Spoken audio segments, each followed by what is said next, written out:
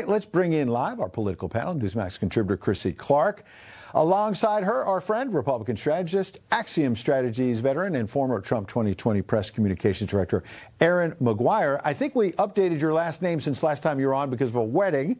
So congratulations to the former Erin Perini. Welcome to you both. Thank you. Thanks, Ed. Erin, you worked for the president. He loves to talk big. Everything's the best, the best. But it seems like he's backing it up in this term, no? He is. You can look at any number of opportunities and results you are getting with President Trump in his second term. And not only is he talking the talk, he's doing something that D.C. politicians don't do because he is not a D.C. politician. He's walking the walk. You can look at the southern border. You can look at the economy. You can look at real wage growth. You can look at these businesses reshoring jobs back here in the United States and making continued investments. You can look geopolitically. Vladimir Putin now wants to have a summit with President Trump, and President Trump has been clear he wants to end the war with Ukraine. You see him leading on Israel as well. When it comes to any number of things, this president is engaged and leading. Democrats say, oh, well, they're all distractions. No, they're just not used to a president who, one, does his job, two, is capable and competent in doing his job, and three, can deliver any plethora of news-breaking, earth-shattering results in one day. Joe Biden couldn't do it in 4 years. It's really true. The pace of activity, Chrissy, in these first 200 days, I mean, the White House social media team is very aggressive, as you know. They come up with these tweets, and Instagram is very sharp. And I mentioned a Wall Street Journal story a moment ago, and they had this headline that said tariff money's pouring in by the billions, and there's no economic earthquake, as in a recession, Chrissy. And they added panicins hardest hit. There were so many of these panicked Republicans and naysayers who kept saying he's failing, the tariffs are going to blow up in his face. How do you think this is all playing out, Chrissy? Well, it matters to the actual American, too. And I think one of the big indicators of that is the real estate market. And what we're seeing right now, at least where I live and around in the surrounding areas, is price cuts and making housing more affordable. I mean, whatever President Trump is doing is having a real impact on average, everyday Americans. And that's really the most important thing. It doesn't matter when it comes down to whether President Trump is the most beloved on the global stage. Is he delivering for the American people or not? And right now, the answer is yes. Absolutely. Erin, you mentioned the border a moment ago.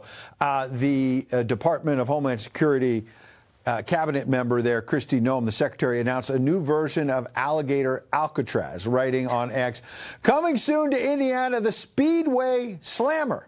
Today, we're announcing a new partnership with the great state of Indiana to expand detention bed space by 1,000 beds. Thanks to Governor Braun, the former senator you remember, for his partnership to help remove the worst of the worst out of our country. Erin, on top of that, the president posted the other day on Truth Social that it would be your patriotic duty to sign up for ICE. And Noem says there's like 80,000 people in line now to get jobs at ICE. Isn't there going to be almost like a domestic force of law enforcement that's going to be pushing these mass deportations that the left has been fighting? That's right, because Donald Trump has made it good to be an American again. You don't have to apologize. He is not flying around the world like Barack Obama on an apology tour. Instead, he's doing exactly what he said he would do: secure the border and deport criminal, illegal aliens. And that is happening. And what do you see? More people wanting to join ICE and CBP because they're not being ripped apart by Democrats who lie about the job they do. You're also seeing this in military recruitment as well, where more people want to join law enforcement and be part of America and serving this country to make sure we are safer. And I don't want to get ahead of it, but we've seen that Dean Cain might be becoming an ICE agent now. As a former Buffalo Bills player, I cannot think of anybody better to go and join ICE in the red, white, and blue than a former player for the Bills like Dean Cain and Superman. So very exciting. I didn't know that you were maybe a Bills fan, part of the Bills Mafia. It's another reason for people out there to like you.